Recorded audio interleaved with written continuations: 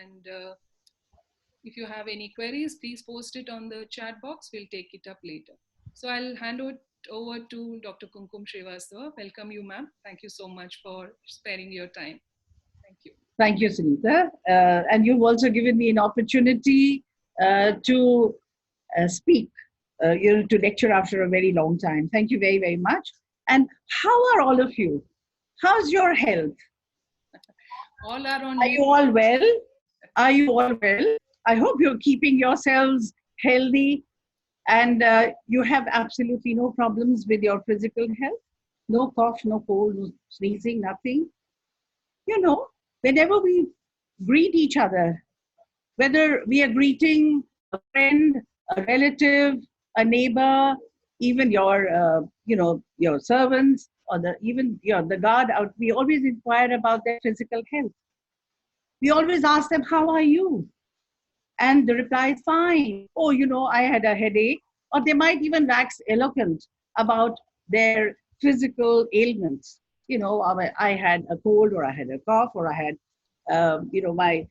I'm suffering from diabetes. I've got hypertension. They'll go on and on about it.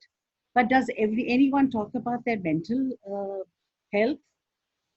Do they talk about the anxiety they are having? Do they talk about depression? Do they talk about the traumatic periods that they've gone through, traumatic times that they have gone through? Do they talk about their aggression? Do they talk about quiet moments that they have, their nightmares, their hallucinations? No, because they feel it is probably stigmatic to talk about, because it is a stigma. Talking about your mental health is not socially acceptable. You feel a sense of alienation because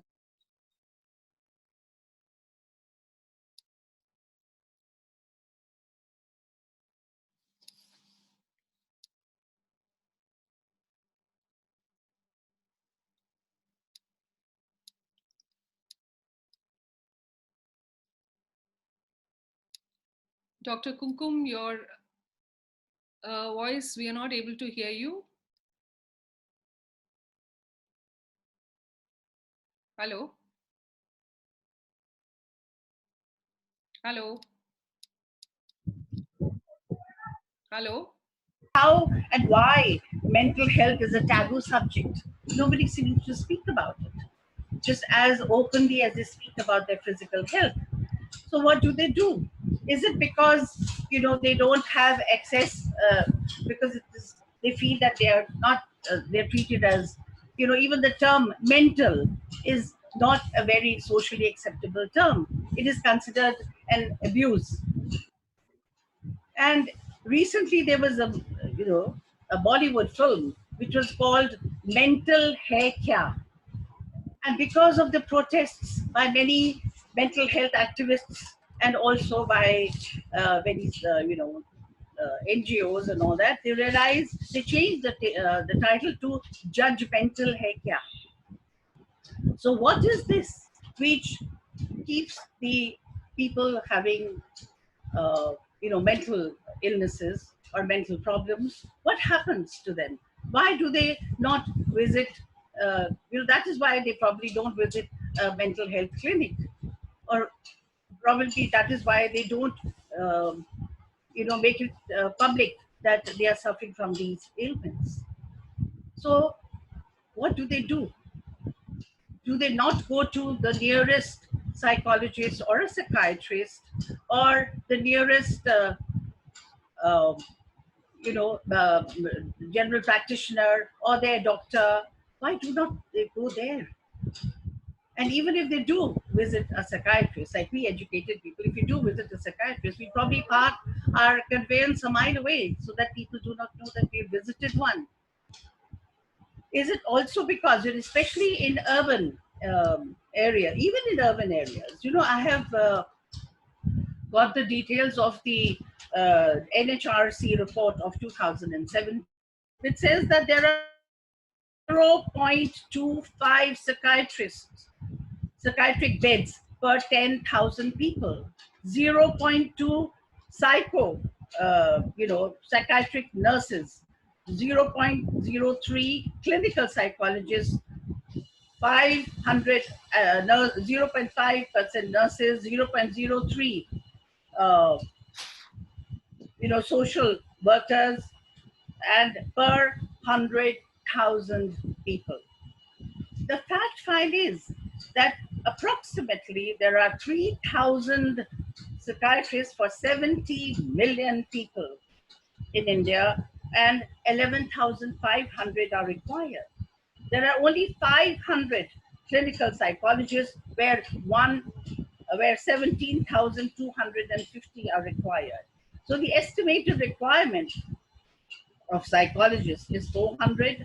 Number of psychiatric social workers, 23,000 are required. This is the source that which I've sourced from NHRC reports. So what is so that is why, is it this reason that we do not visit, I mean, we in urban areas do not visit the nearest mental hospital because they are not available?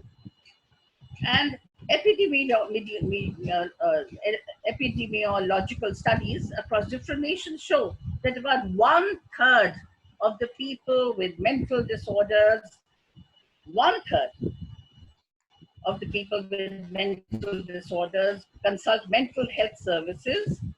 Others seek help from different sectors, such as family physicians, general practitioners, or other physicians, depending on the type of health system in their country. Psychologists, alternative medicine practitioners are more easily sought after. They seek help from sources other than these. Is it because of the easy accessibility of the service, or belief in the system of faith healing, or the recommendation by someone, or do they want to visit a particular healer who has a good reputation and he has cured many? So, and is it also because the duration of treatment, in a health clinic uh, takes about, they say, about 16 months or so, whereas a faith tantric or the local temple healer might take just about 2 to 3 months. And is it also because the cost of going to a mental health clinic, an MHC, is lower than going to THC or the traditional health centers? So reasons for choosing a particular service help in understanding how the population perceives mental illness and how it responds to them, the myths and the misconceptions about mental illness. And nearly, you know, the 1/3 of the patients that I consulted and I talked to had visited a traditional faith healer at some point in their life and some course of their illness. And in fact, in Madhya Pradesh, faith healers are the first contact for 68 to 70% of the population. Why they visit faith healers? So ritual healing, therefore, is a very, very core, important and a core topic in anthropology. And it is also important in psychology. Several studies have been conducted to highlight, the healing at Sufi shrines. They have been conducted to highlight the shrines and the followers who seek healing. And why are Sufi saints and Sufi dargahs chosen for healing? Why not? And especially, not only Muslims, Hindus and Christians are also visiting Sufi shrines, their mental illnesses. In fact, Sudhir Thakkar once made a statement that the brotherhood of sickness is more inclusive than the brotherhood of health. So what are these Sufi shrines? The Sufi shrines are actually the tombs or structures built over the bazaars or the graves of pious Sufi saints. The Sufi saints have over years perfected themselves. They have been meditation, by loving God, by the individuated experiences of union with divinity, which is called haqiqat, by gnosis or marifat, which is the spiritual knowledge, the knowledge of God, and also through tariqa, or the practice uh, of loving God, and and attaining spiritual union with Him. So this is Sufi shrines. The saint who is interred there, the saint who is buried there, has had a long, long, long, the legends about his miracle working, legends about his healing power. There are, stories told about the healing at the and how people who have gone there for social or financial or physical or other ailments, and who are seeking solace, find peace there, and that Sufi shrines are hope generating. There is no stigma attached to going to a faith healer. There is no, you are treated, you are welcomed there with open arms. And caste, creed, religion, high, low, rich, poor, does not matter at these Sufi shrines. And they are all inclusive.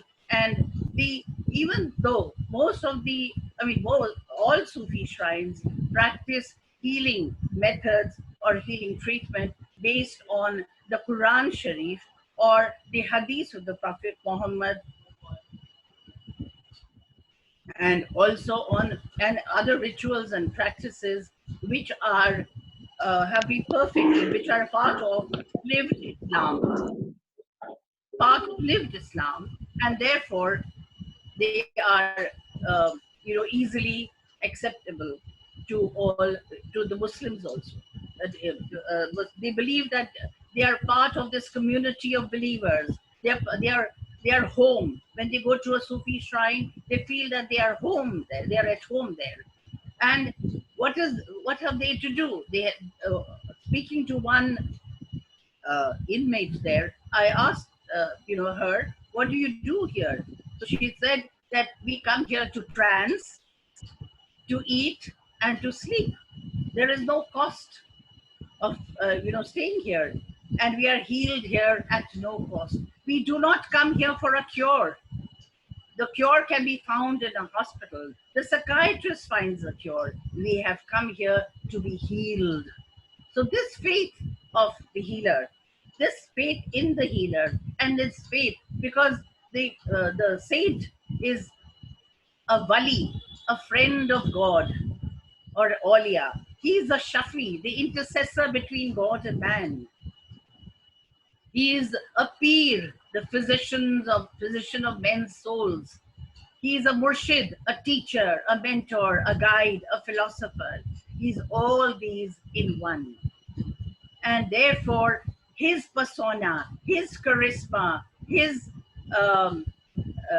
goes back. It is related right back. It goes by his ancestry. His genealogy can be traced back to the first Sufi, to the founder of various Sufi orders. It could be Bahauddin Zakaria of one order, or Jalaluddin Rumi of the whirling dervishes, or it could be linked to Moinuddin Chishti of the Chishti Silsila, or Sharfuddin Maneri of Bihar Sharif Patna, and the Firdausi Silsila. There's so many orders, Sufi orders. They have their roots within Islam. In fact, Sufism is the mystic, the esoteric side of Islam. It is lived Islam more than the theological or the textual or the dogmatic Islam. And therefore, Sufi shrines are the place where the mental people suffering from mental illnesses go.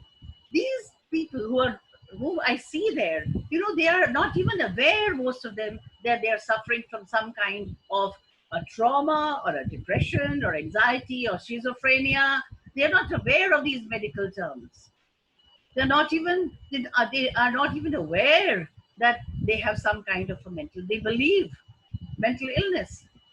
They believe that they are suffering from that they have been possessed by jinns, small jinn or a big jinn. A jinn's belief in jinns is a part of Islamic, of Islam, and they believe that they have been possessed by these evil spirits, and they also believe that they might have that disease of this kind has come to them as a result of some uh, infliction.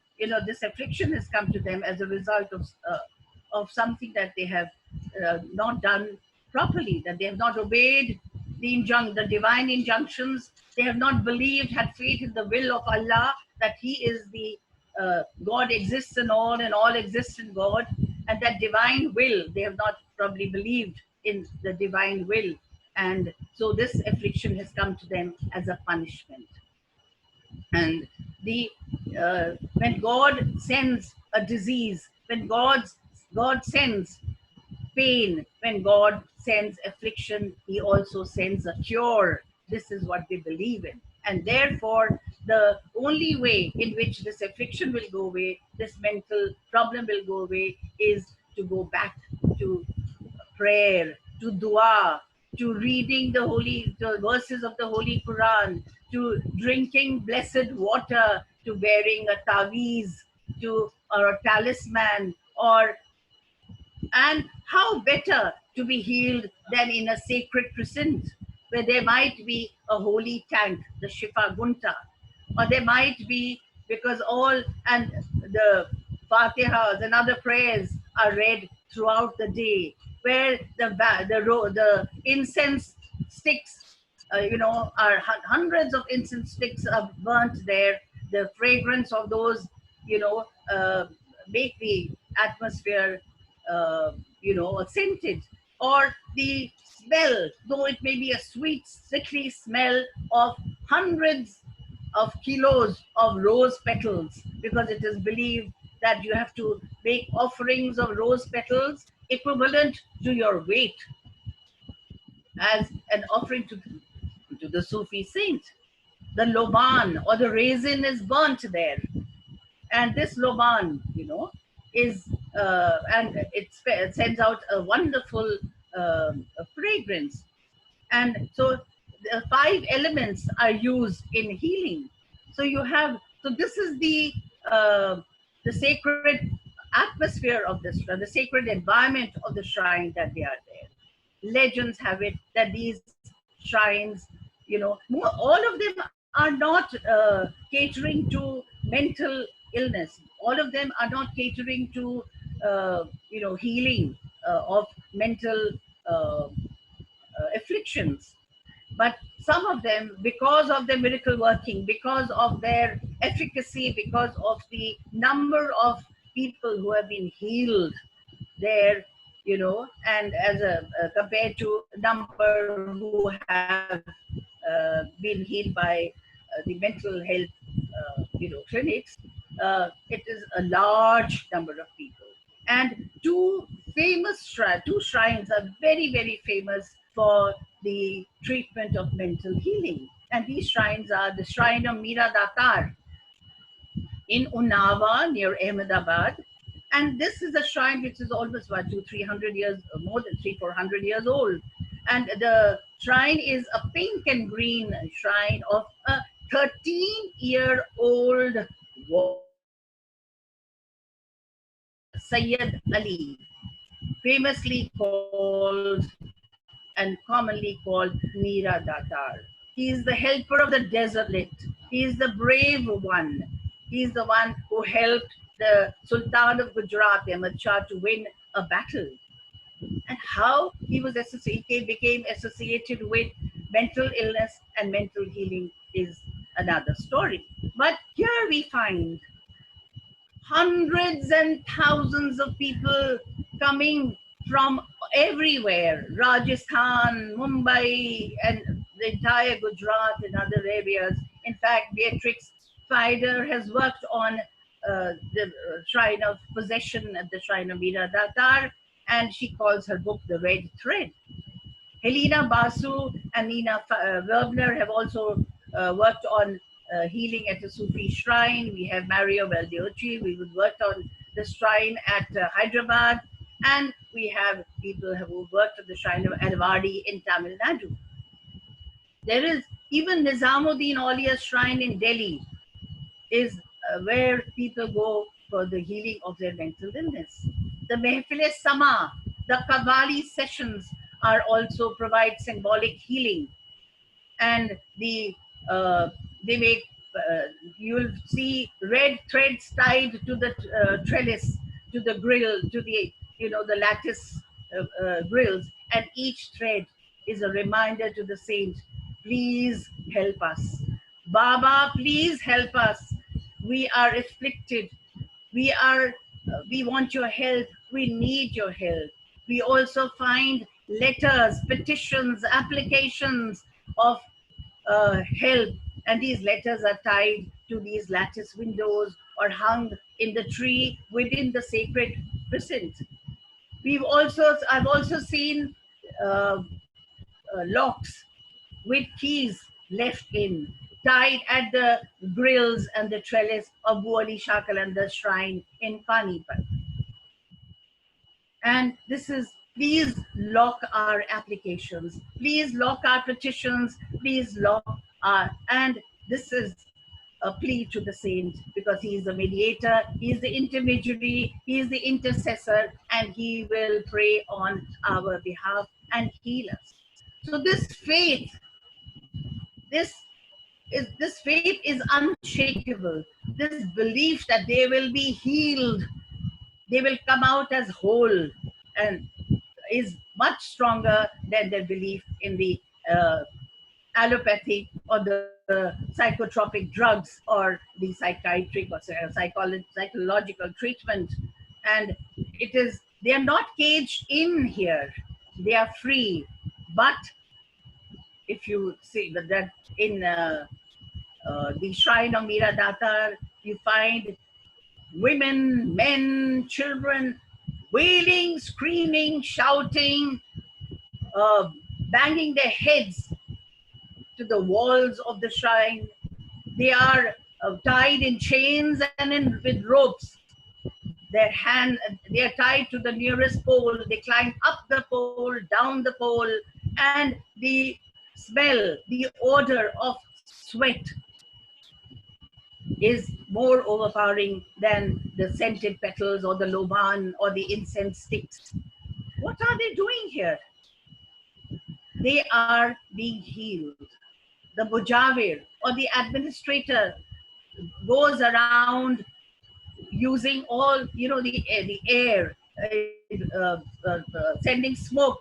They are breathing the oil, an oil lamp is burning. Some of the oil from that sacred lamp, which is lit day and night, that oil is being used on their faces, on their bodies. They rub it on their bodies. They ingest the rose petals which lie on the gilaf or the sheet which covers the grave of the Sufi saint.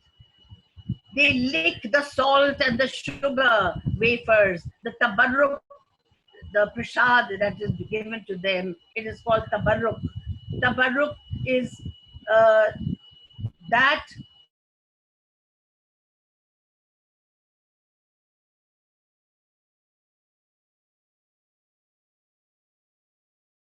of the saint infused in it. They ingest it so that the grace or the barakah is taken inside the body and they are healed. They've not come here to heal the body, they've come here to heal the mind. And so tabarruk, the concept of barakah is very, very strong in Sufi shrines.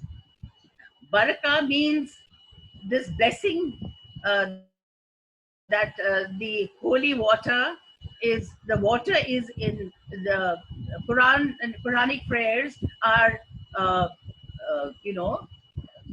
chanted over over the water, or sometimes small paper on which the 99 attributes of Allah, the names of Allah are written with saffron ink. And this purza, it is called a purza. This small piece of paper is folded and put in the water, which is given to them to drink. Then with the dua, and then they're blown, breath is blown on the part of the body that that needs to be healed, and the breath is blown, and this water is called dam wala pani, because this blowing breath is called dam.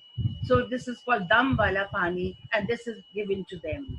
You can see them wearing taweez, you can see them being handed some talisman, some amulet, and this food and even ashes, are of the incense sticks are smeared on their bodies, and this ash, because it is a part of the holy, and this belief that this sacred percent, and it's, as I said, mentioned earlier, I found uh, women and men, uh, not only belonging to the Sufi order, who believed in the Pir and all, but also Hindus and even Christians. There was a Christian teacher who was there, whose daughter was an executive who had come to cure her daughter. They had heard about them. In fact, Milesh Hamlai, who later founded the Dava Dua project, brother who was suffering from schizophrenia. There was Kanti Jain, who had come because he felt that his financial problems, had multiplied, and he was. So these are, and the ritual healing, is therefore. So what kind of all these? Then this shrine at Arvadi, where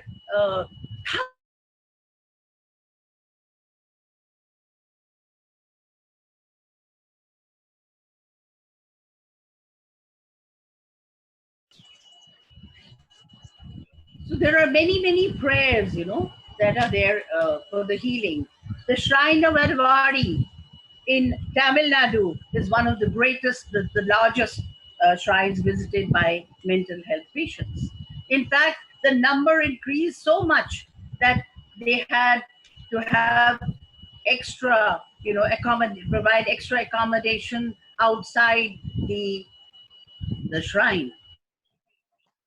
Of guest houses came up where the families and the were housed, and most of, in fact, those who were suffering from greater ailments, the higher ailment, possessed by greater jinns, they were uh, tied with chains and with ropes in the day, tied to the tree in the day, and tied to their beds at night.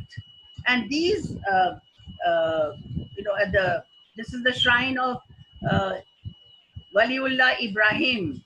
It is believed that he had cured, he had, predicted that the ruler Ramadan will have a child.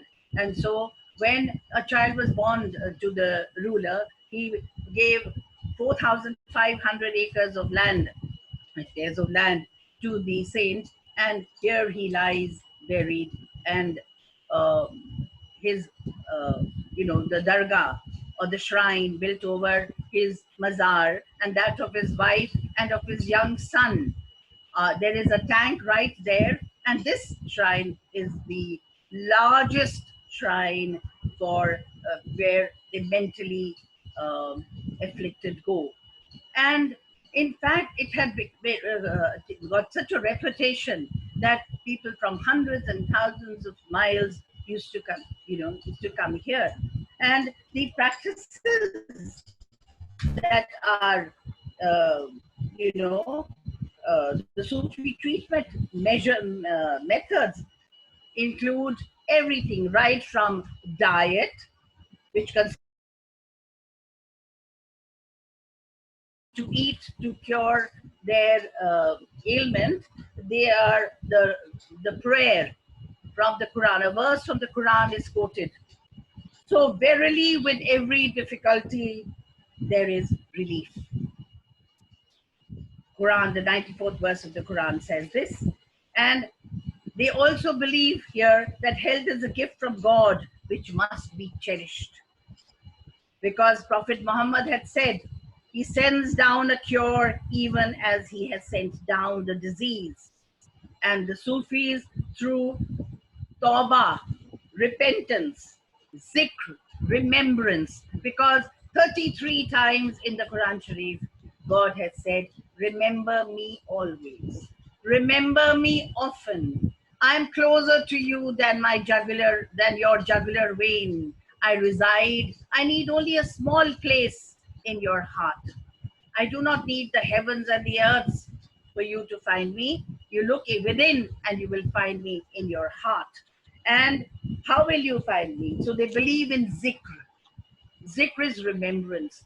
Zikr is remember God often. And how do they remember God? By taking his name, the 99 names of Allah, by repeating them, by repetition of, and by, and in this way, remembering him. So, Mehfil Sama, the audition, is also a means of remembrance and a part of zikr. Within the Mehfil Sama is the Qawwali. Now, Qawwali is not for entertainment. Qawwali also has symbolic music as healing power. So, in most of the shrines, you will see a Qawwali session going on. You will see people swaying to the music or tapping their feet or clapping, or some of them going into a trance, going into ecstasy, going into inwards and connecting directly with Allah. Qawwali comes from the word call. Call means word of God. Qawwali is a petition, a prayer to the saint who is interred there. It is not for public entertainment. So Qawwali is a ritual exercise. It is a ritual practice and it is used for healing. The peer will tell you, go and listen to the word of God. Go and listen to the Qawwali. So especially, and also the Qawwali is used, the symbolic healing. The performance, it includes three things. James Newell said it is, you have the performance, you have memory, because memory takes you back, because the Qawwali mentions the genealogy of the saint in whose honor it is being sung. The entire, it traces it back to its ancestors, and it makes you a part of the listening audience. So this, you infuse in it for some time. You're part. You feel in the initially you might not connect, but later it believes that the patient with mental illness, some kind of a change in their behavior comes when they are either in the sacred presence, listening to the Qawwali, listening to the word of God, listening to the praise of the saint who is there. And this brings about a change. They start swaying, they start getting up sometimes unaware of what they are doing.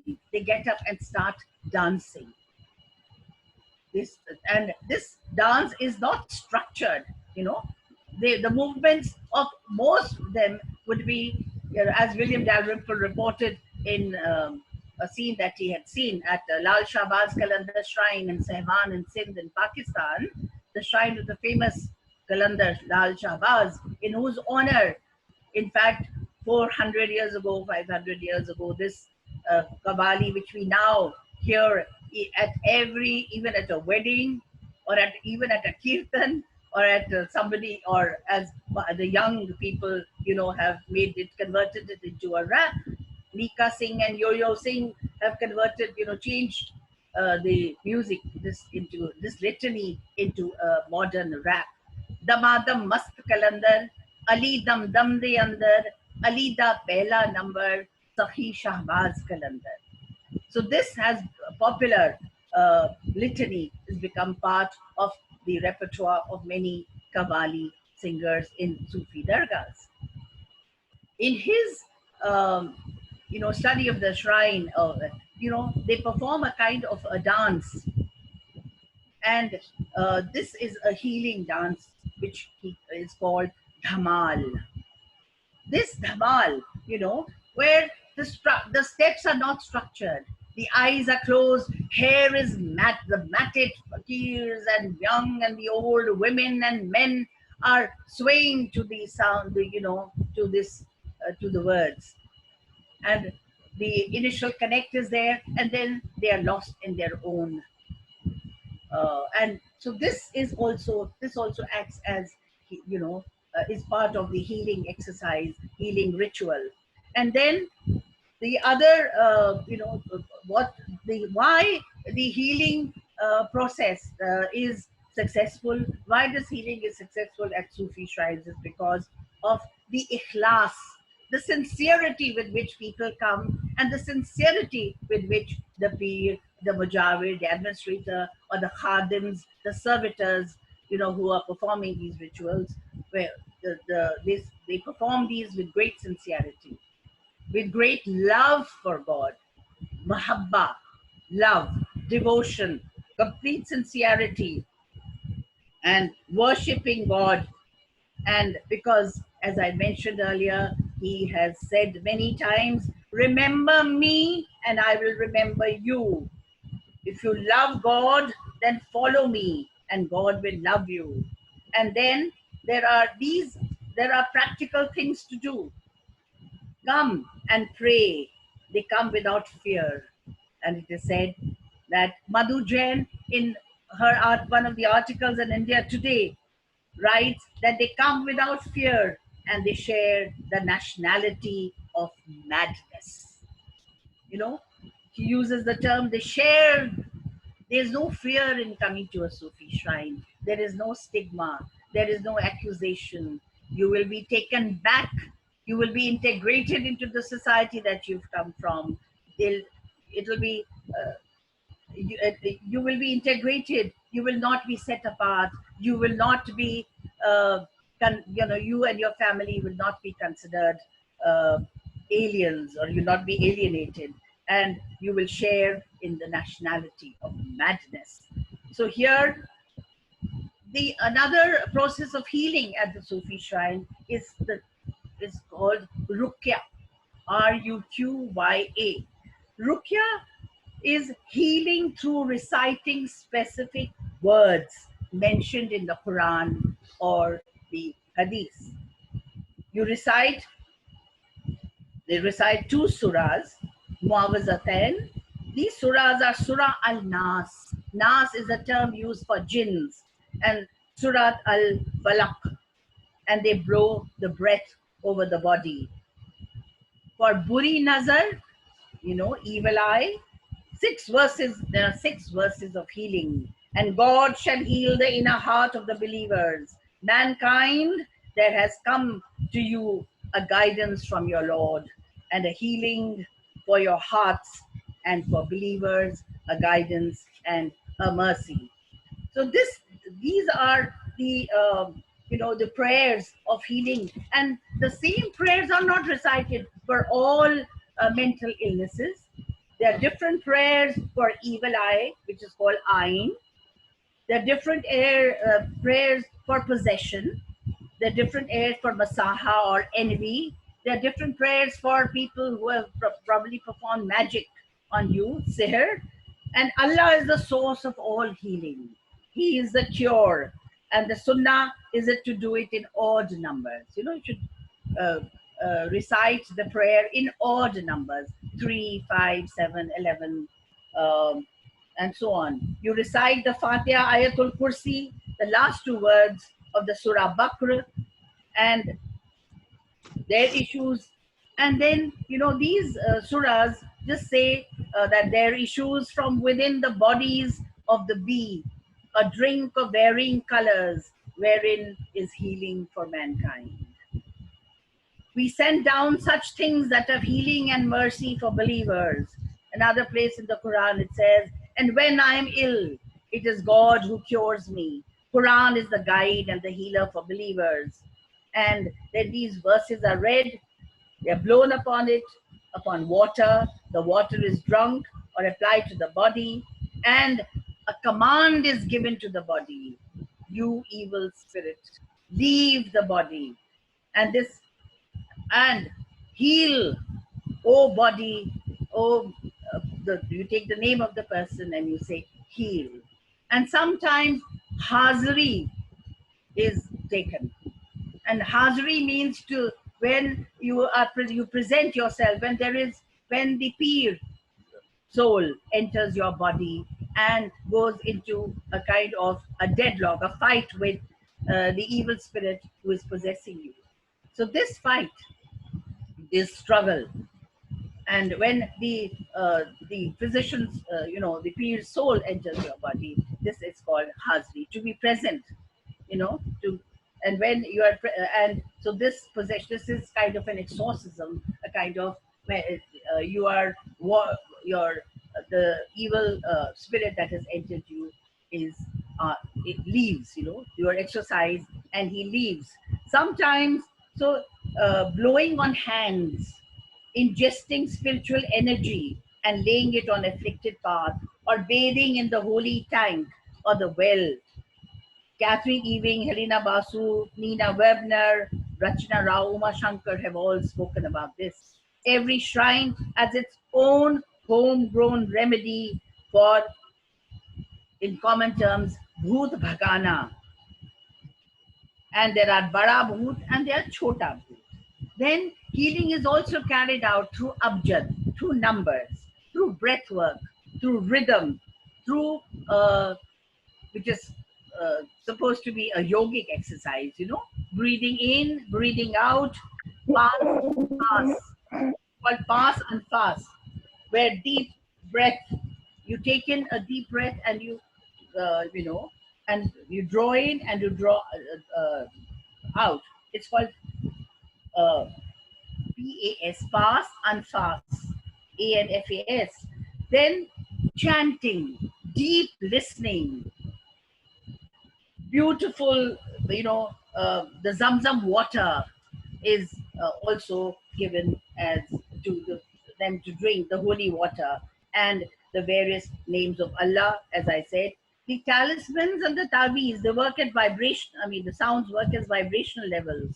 And the then there is a concept called ziyarat.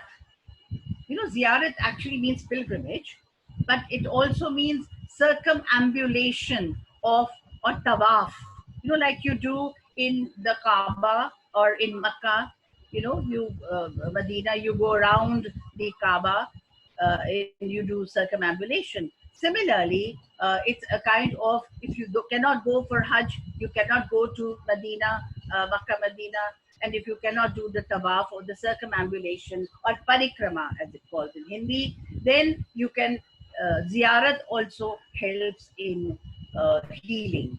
And you go around the grave, the mazar of the Sufi saint a number of times, reading, reciting prayers. And in Meera Datar's shrine, you have the tomb, the dome of the tomb is called Dadi Amma Ki Chakki. And the people who are afflicted, those who are heavily, mentally disoriented, they are taken up to the roof, and they are asked to touch. They touch the dome and they go round and round. They do ziyarat or they do pilgrimage, and you can see fingerprints. It is blackened. The green color of the dome has blackened, with thousands of hands that have touched it. And in fact, they go 7 times around Dadi Amma Ki Chakki, or they touch the gilaf or the cover of the Sufi saint. They touch the silver doors of the inner sanctum, and women don't go inside, but men, the women, men go inside, but women stay outside. They touch, they kiss, they touch the foots, the each and every part of the outer lattice and grill, and the silver doors. Then the smoke is inhaled of the thick loban, and smoke from the oil lamp, which is consistently burning. And because they, and in fact, faith healers were called ghost busters, that these faith healers are nothing more than ghost busters, and that they are engendering the life of the mental patient by making them believe that they can be cured or that they can be healed. And sometimes, uh, these people with major afflictions, the family leaves them there, and many a times they've been lying there, left alone, left there, and nobody even bothers to come back and take them home. Sometimes it is because they're not able to meet, to deal with the situation, and they feel that at least in the dargahs they are given food, they have a place to eat, they're given food, they have a place to sleep, and they are also going to be cured. Now, what happened here is, after this, there is in fact a book of Sufi healing, which talks about how diet and no pills, only prayer can do this. Only prayer can help in this healing. Now I come to the of course, my study shows that hundreds of them have come home, they've healed, and the evil spirits who had possessed them, these evil spirits have been uh, put inside matkas at Mauluddin Chishti's dargah at Malcha Marg, Diplomatic Enclave, Delhi. And, or, there are lots of matkas lying there, and they say that the bhoot is exorcised and placed in the matkas. And these are and so we have, but what happened was that on the 6th of August 2001, at the shrine of Erwadi in Tamil Nadu, where thousands of patients come there because it is the greatest, it has efficacy of treatment, because of its legendary miracle working history, because of its piety, because of its sacredness, because of its holy divine status. This shrine had could not keep all of them within the precincts. So lots of, as I said, guest houses uh, they're tied to by ropes to the trees in the daytime and chained to their beds at night. So what happened at a particular rest house, which was housing 43 inmates, were tied by chains to the bed, uh, a fire broke out, and they could not escape that fire. It was a major fire tragedy on the 6th of August 2001, and 28 inmates died in that fire. So this shook the administration. This shook the mental health, care, the healthcare, administration out of their stupor, and they realized, and immediately the Supreme Court issued an order that no chaining, no physical restraints will be applied, and it also caused the order for the closure of all unlicensed uh, mental, clinics like that, unlicensed faith healers. And there were 90 petitions filed by the social activists, and regarding the fundamental rights of these human rights being violated in these shrines, fundamental rights not being, catered to, and that something has to be done about this. And then it was realized that they had no other option. There were no mental health clinics in the nearby, uh, nearby areas. They had to travel long distance. They could not bear the cost, and that is why they had come here. So then what happened after years of trying to find a solution, because people did not stop going to these Sufi shrines, their faith was unshaken, their belief in their belief systems did not waver at all. And the kinsmen and the families, in spite of all these rest houses, these guest houses were closed. All the ritual paraphernalia, people selling ritual paraphernalia, incense sticks and talismans and tavis and all that, you know, uh, they said that, they'll be out of a job, but they were not really getting any money out of it. 800 rupees a month was, the highest that these people were paying for buying ritual, offerings, uh, and sometimes not even that. So, and the mujawirs and the peers were also employed. The faith healers were also employed elsewhere. In cleaning, and they were being paid, and they were also teachers in the local madrasa or the schools, and they were also, in fact, the Ali Khan, who is a faith healer at the Shrine of Mauluddin Chishti, actually has a store in the English embassy, British High Commission in Delhi. Earlier, he used to come in a scooter, but now he has a Maruti.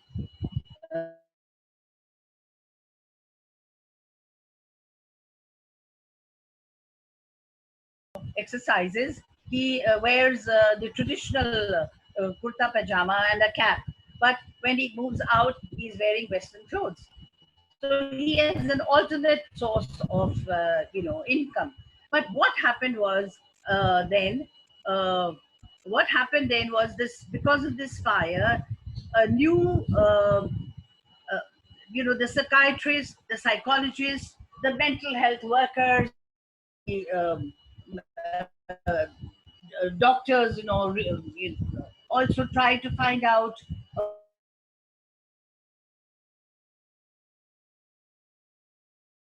happened. Milesh Hamlai, whose own brother was suffering from this, he suggested a project, which was called, he set up because he said healing centers were like civil society. So he set up an NGO, and which he called the Altruist, and suggested that they should all work in coordination. The traditional healers, the faith healers, traditional health centers, and medical is,